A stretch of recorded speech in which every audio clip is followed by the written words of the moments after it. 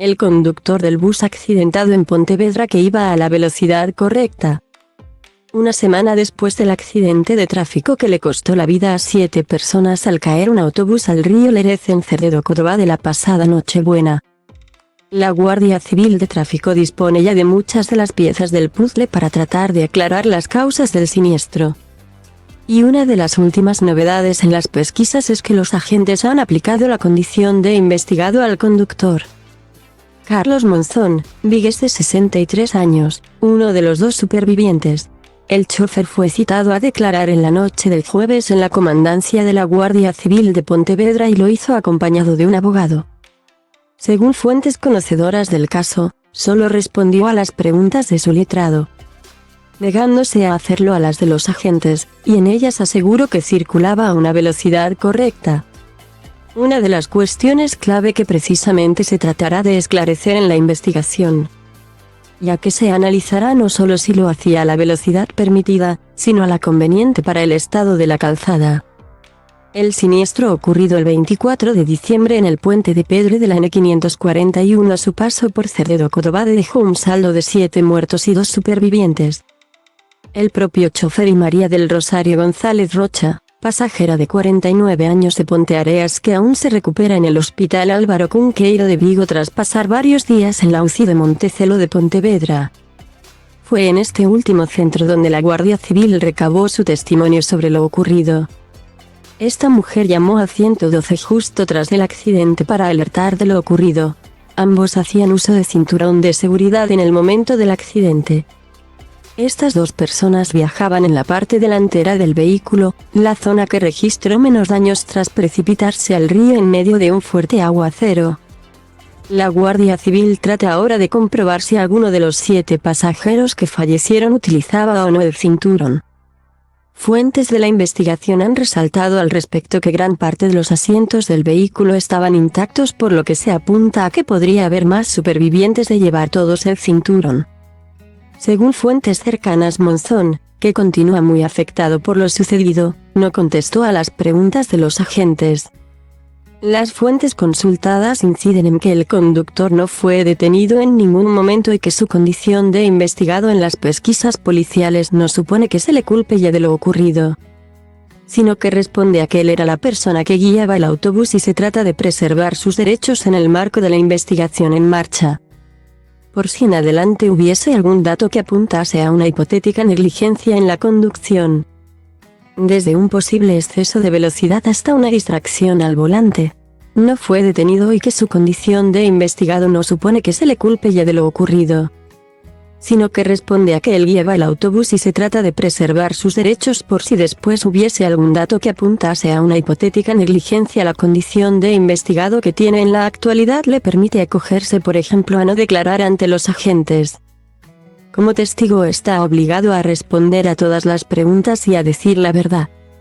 En cuanto a la vía judicial, el Juzgado de Instrucción 1 de Pontevedra, según informaron fuentes del TSXG, está a la espera de la entrega del informe definitivo para tomar una decisión en el marco de las diligencias judiciales ya abiertas. En el marco de la investigación, los agentes también tomarán declaración a todas las personas que actuaron de una u otra manera en el accidente, desde los servicios de emergencia hasta vecinos que avisaron del suceso. Otro de los apartados que analizan los investigadores es la documentación e historial del vehículo.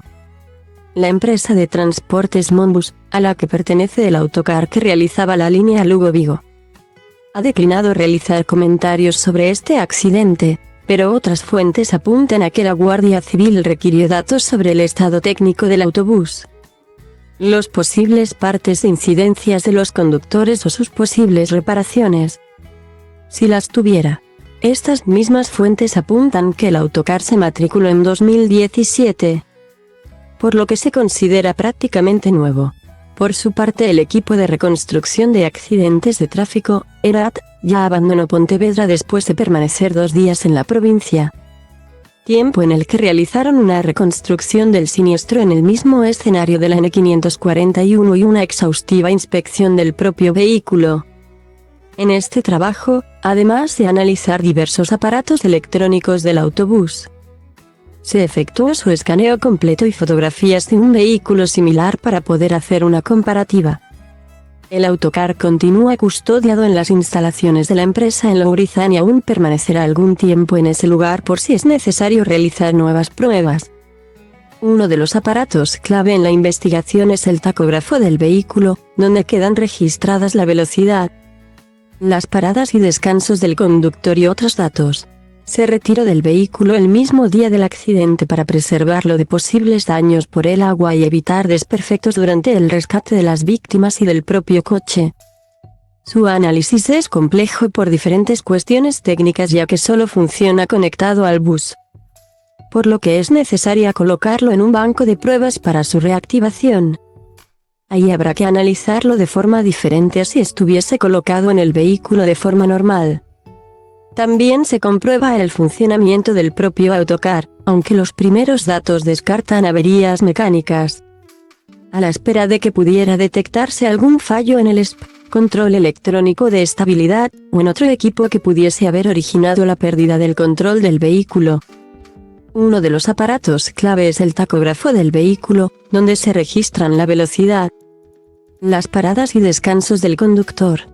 Se retiró el mismo día del accidente para preservarlo de posibles daños por el agua y evitar desperfectos en el rescate. En la reconstrucción del accidente también se revisó el estado del firme y de las protecciones. Según expertos del sector, estas barandillas cumplían la norma por los pelos. Si bien todavía se debe aguardar al atestado final, un documento que aún tardará en ser elaborado. Lo que tienen claro los agentes, por su experiencia en la investigación de accidentes de gravedad, es que seguramente confluirán varias causas que finalmente expliquen la razón por la que se produjo la trágica caída al río del autobús. Junto a las tomas de declaraciones a la viajera superviviente, que ya se realizó en el centro hospitalario, y a los integrantes de los servicios de emergencia que colaboraron en el rescate. Entre otros, será clave el análisis del tacógrafo y el informe de la reconstrucción del accidente realizado por el grupo ERAT con sede en Mérida. Las primeras hipótesis del accidente apuntaron al fuerte temporal que hacía ese día, con intensas lluvias, y a un posible pequeño exceso de velocidad, pero los informes ya en marcha, algunos de los cuales tardarán meses, serán claves para confirmar o no estas primeras líneas de investigación y establecer, en definitiva, de forma fehaciente lo que ocurrió en la localidad de Cerredo-Cotobade en Nochebuena. La intensa lluvia de aquel día y la posible acumulación de agua en la calzada son dos posibles causas que se barajan. Pero no son las únicas que son objeto de investigación. Se tomará declaración a bomberos, Protección Civil, equipos de rescate y demás medios que participaron en el operativo, así como a otros choferes que realizan ese trayecto e incluso a vecinos de la zona. Además, se quiere despejar cualquier duda sobre hipotéticas distracciones al volante. Monzón, con gran experiencia en esta labor, dio negativo en las pruebas del alcohol y drogas. Pero la Guardia Civil pretende analizar su teléfono móvil por si se utilizó a la hora del accidente. Para ello se recaba la correspondiente autorización judicial. El accidente ocurrió sobre las 21:20 horas del día de Nochebuena, cuando el autobús de la empresa Monbus, de la línea regular entre Lugo y Vigo, se precipitó al río a la altura del kilómetro 67,5 de la N541, en la parroquia de Pedre. 2 de los fallecidos fueron rescatados la misma noche del suceso, con un fuerte temporal. Otras 4 víctimas fueron localizadas durante la jornada del domingo y la 7ª fallecida el lunes.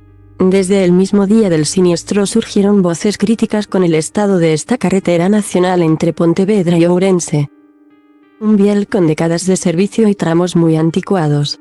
El alcalde de Cerredo-Cotobade fue el primero en alertar de estas deficiencias y ayer fue el BNG el que reclamó una auditoría de seguridad vial en la N541.